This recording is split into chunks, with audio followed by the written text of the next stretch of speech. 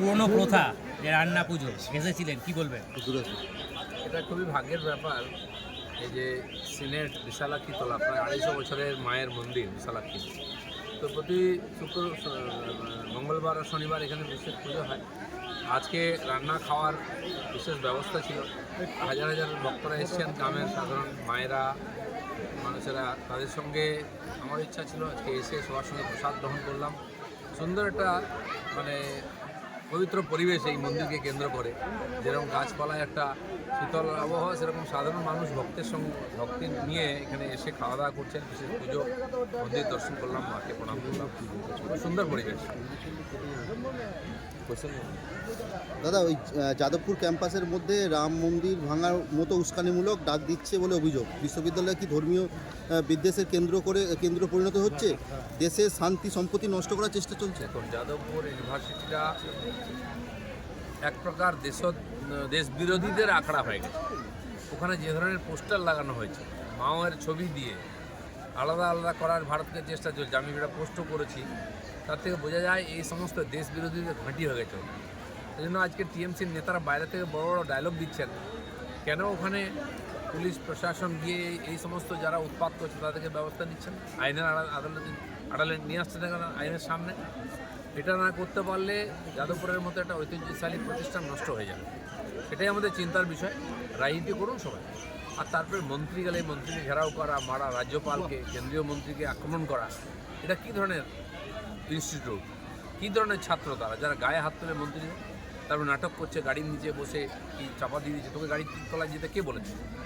এই ধরনের যারা উদ্বৃত্ত, এই ধরনের যারা দুষ্টতাকারী, তাদেরকে শিক্ষা ব্যবস্থা থেকে আলাদা করতে হবে।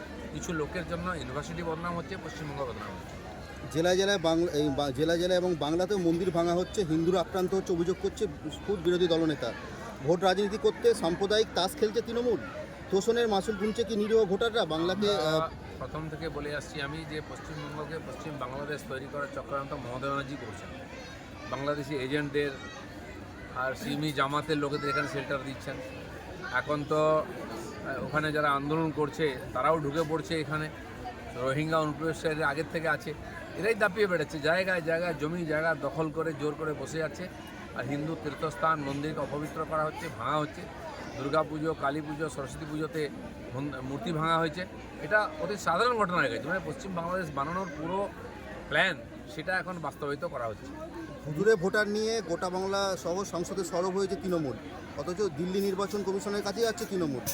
বাংলায় যে তৃণমূলের নাম উঠে আসছে বিভিন্ন ভোটার তালিকায়, একে তৃণমূলের কি আইওয়াস করার চেষ্টা হচ্ছে? তৃণমূল জেনে গেছে যেভাবে ইলেকশন কমিশন এবং ভারতীয় জনতা পার্টি এখানে লেগেছে ভুয়ো ভোটারদের বাদ দেওয়ার জন্য, আমরা কমপ্লেন করছি বুথ থেকে। তো ছাঁটাই হয়ে গেলে লক্ষ লক্ষ 40-50 লক্ষ ফলস ভোটার চলে গেলে ওরা জিততে পারবে না। যে ব্যানার্জি না মুখার্জি, নরেন্দ্রনাথ, আর যে ওখানে এমএলএ আছেন পাণ্ডবেশ্বরের, সে বড় বড় কথা বলছিল যে বহু ভোট দিতে হাত পা ভেঙে দাও। দেখাল তার বাবা মারা গেছে, অথচ তার ভোটার লিস্টে নাম আছে। তো এগুলো বোঝাই যাচ্ছে চালাকি করে আমাদের বিভ্রান্ত করার চেষ্টা চলছে, এবং আরও 5-6 হাজার ভোটার প্রত্যেক বিধানসভায় ফলস ভোটার তোলা হবে, সে চক্রান্ত চলছে। মুখ্যমন্ত্রীর কাছে নওশাদ সিদ্দিকী দেখা করেছেন কালকে। সরস্বতীকে কেন গেছে এটা ওদের ব্যাপার। মুখ্যমন্ত্রীর সঙ্গে যে কেউ দেখা করতে পারে। আমাদের মুখ্যমন্ত্রী গিয়ে প্রধানমন্ত্রীর সঙ্গেও দেখা করেন। এটা প্রশ্ন হচ্ছে পশ্চিমবাংলা কী পরিস্থিতি চলছে। বিজেপি ছেড়ে তাপসী মণ্ডল আবার তৃণমূলে। ঠিক আছে, নির্বাচন এলে একটু লাফালাফি করে এই পুকুরের মাছ ওই পুকুরে চলে যায়, সেটা শুরু হয়েছে। চলুন।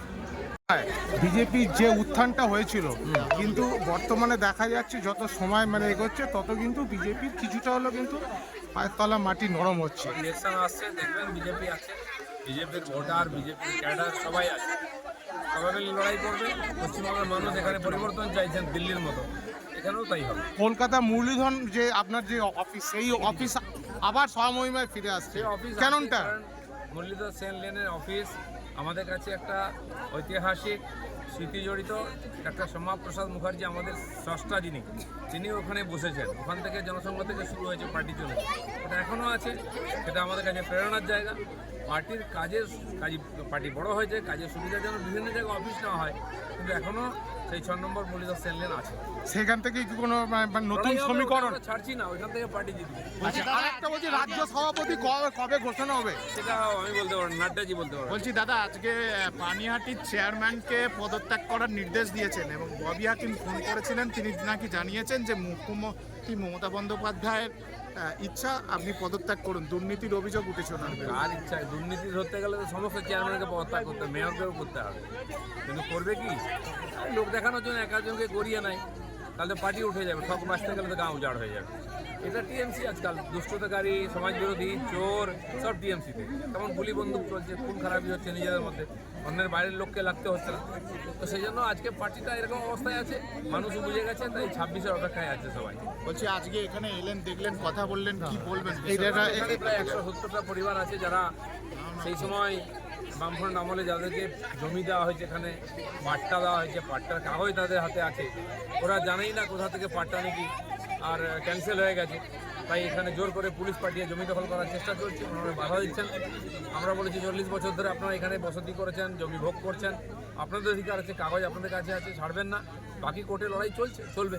সিপিএম এর আমলে কিন্তু এই পাট্টাগুলো ক্যান্সেল করেছে 2002 সালে, এবং তাহলে তখন থেকে কেন সিপিএম এই বিষয়টা নিয়ে লড়াই করে? কেন ক্যান্সেল হয়েছে, কি ব্যাপার, কোর্টের ব্যাপার আছে, হবে সেটা, কিন্তু না জানিয়ে কারো পাট্টা ক্যান্সেল করে দিলে কি, এটা তো হতে পারে না। সিপিএম কালকেও এদের